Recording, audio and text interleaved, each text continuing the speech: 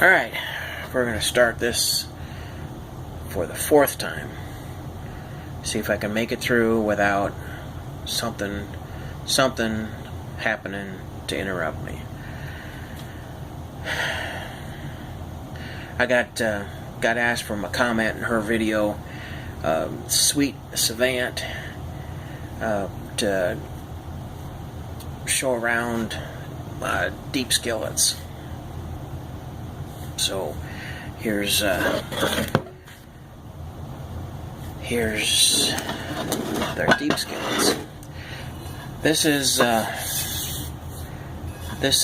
the new manufactured Lodge deep skillet, or what they call a chicken fryer. And it's my opinion that every kitchen should have at least one deep skillet. I've got a Wagner hanging up on the wall that's that I use. These are down in storage. This was bought in the sporting goods section of Walmart, and it was pretty good. I got it on sale, so it was a pretty good bargain. This lid was on a Dutch oven, and the new manufacturer Lodge, their lids fit their frying pan, their deep skillet, and their Dutch ovens. The camp ovens are separate and different. But if you go to buy this lid by itself, you're going to spend just as much money as if you bought a pan. So you should buy it in a combination. Usually the Dutch oven is the one where you get the most bang for your buck.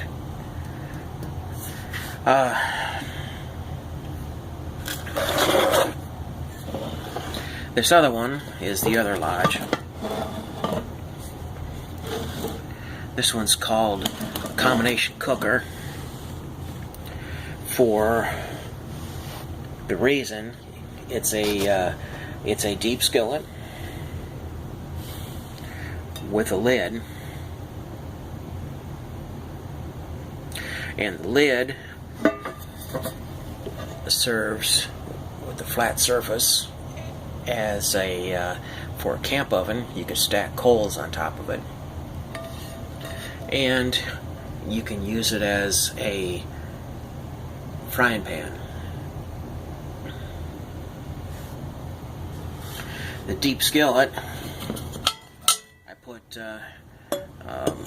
trivets in all of these just because I can.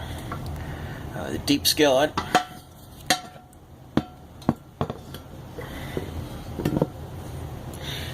is flat bottomed. It's got a heat ring. Heat ring has got one notch in it. And that means that marks this pan as being manufactured between 1910 and 1930. 1934, they started making 3 notches, and they stayed with 3 notches up until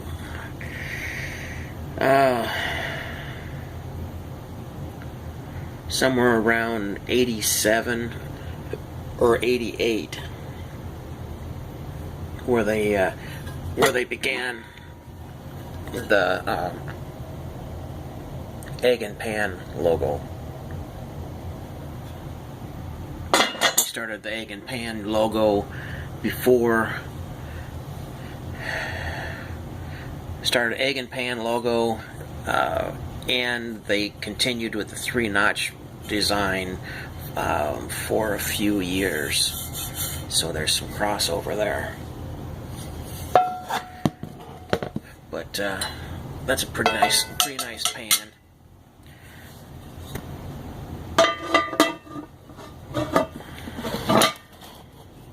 This one here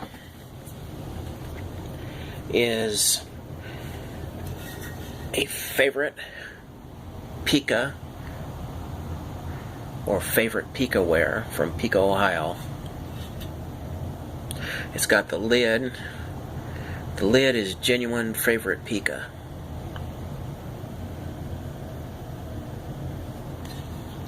But the pan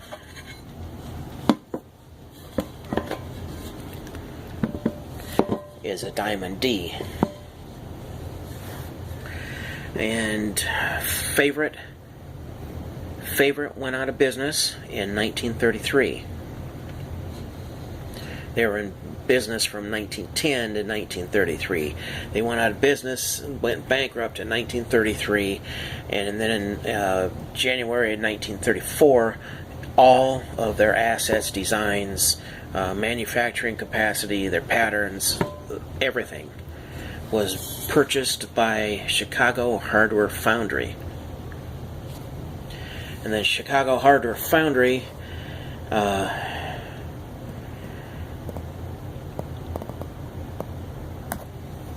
you can find record of them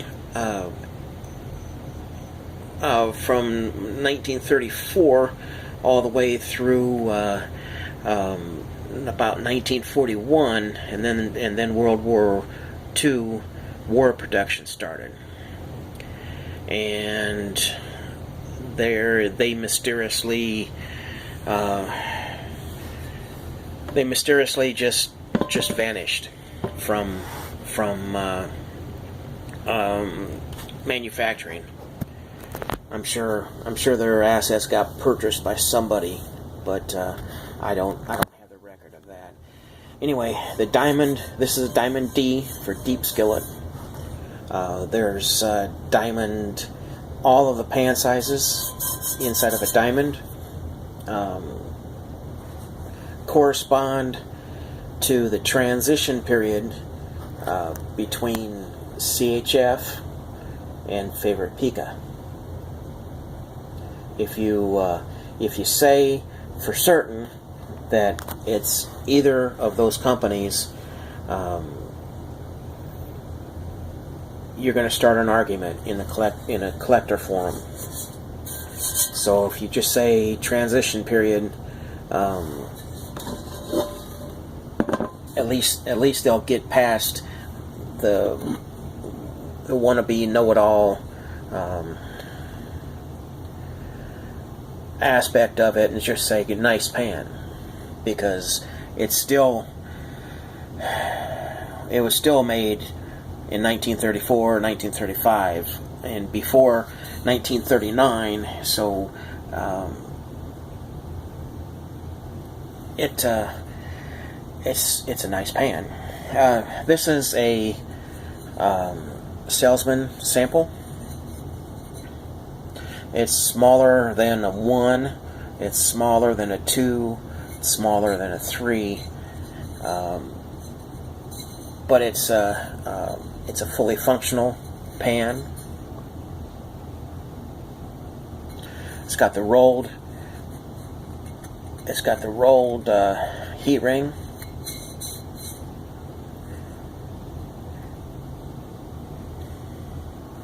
And that's just a dirt mark. I was going to say it's got a notch, but it doesn't have a notch.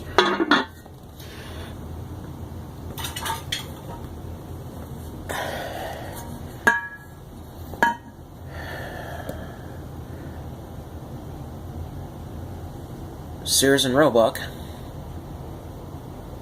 purchased some of Favorite's manufacturing capacity, and they had pans made up called Puritan. This is a number 5, and it's made by Favorite Pica.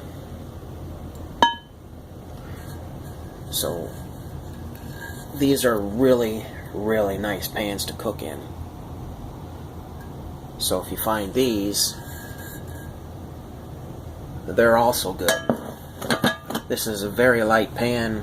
It's very, very thin-walled. It's got a machined interior. one thing to note about a combination cooker is if you are in a store or if you're in somebody's kitchen and you find a deep skillet, look around for a really weird looking lid, a frying pan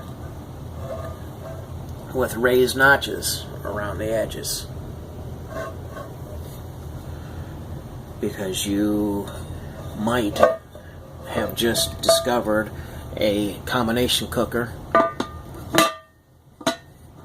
that the people don't know about, and they've separated the pieces because they don't know that they go together. They just think that this is just a really weird looking frying pan. So keep that in mind. They might be 5 or 50 feet away, but look for that piece also.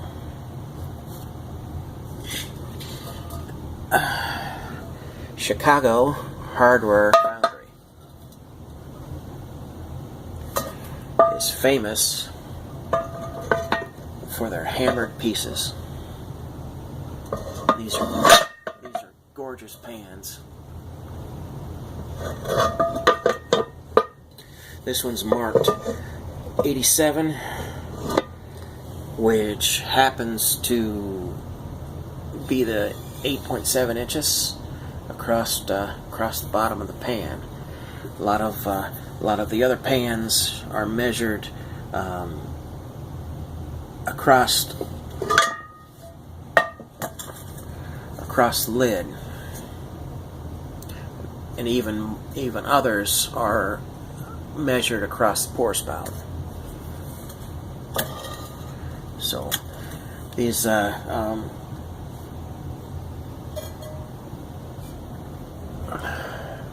this is a Griswold 107.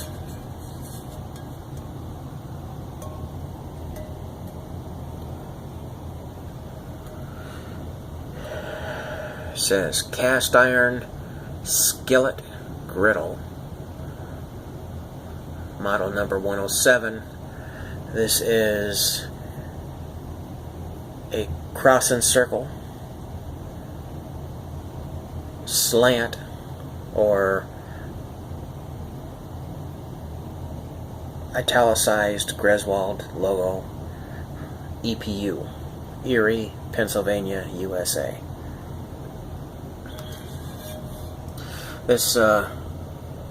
This dates to about 1908.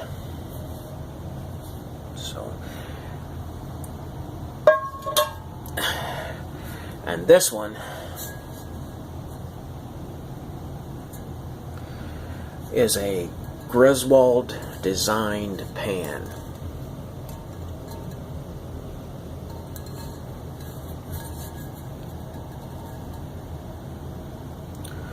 With a Wagner ware logo on it. This is a 9-inch chef's skillet. In 1954. Nope, it was 1957. The Randall Corporation, which is an investment firm out of New York City, they already owned Wagner ware. When Griswold went out of business, they purchased Griswold in its entirety in 1957. So Wagner ware was still up and running. So Wagner took over many of Griswold's designs because they owned them already. And between 1957 and 1960, there's instances where you can see where it's double logoed. Got Wagner and then you get the small logo Griswold down below it. This one is a fully badged Wagner, but it's a Griswold design. And it was made before 1960. So it's between 1957 and 1960. The start of 1960 is when this pan was made. I know that because in 1960 it was required by law, by federal law, that you have country of origin imprinted on the bottom of the pan. So you'll see made in USA, or made in China, made in Taiwan, after 1960, which is one way to date pans also. There's another way to date pans. This one is a number 2.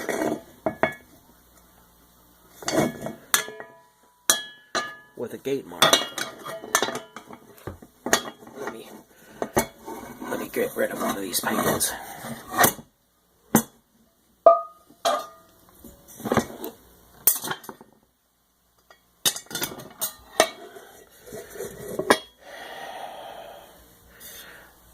This is a number 2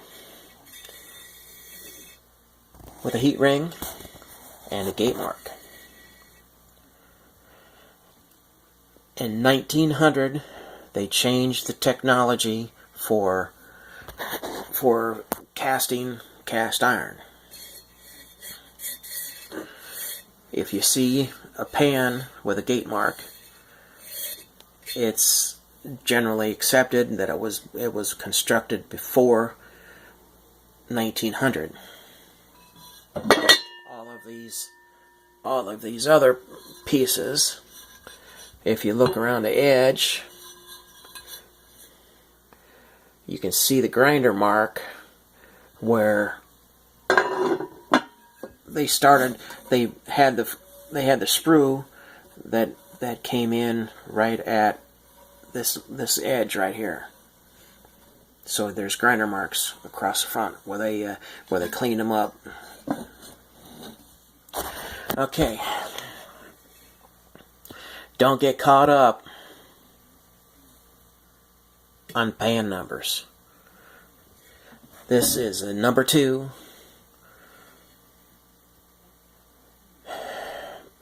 Obviously it's a number 2 because you can see the number right there.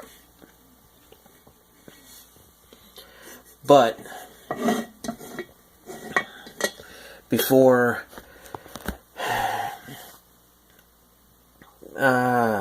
it took them a little while into the 1900s, say 1910 or 1920 or 1930, before it's probably the war years. 1939 is when they started it.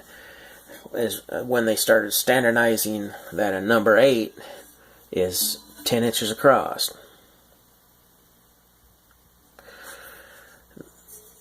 This pan here is a number 8, and it's 8.7 inches across. This one here says it's a number 2. And what that actually is there's different size eyes in wood burning stoves. And when you pull the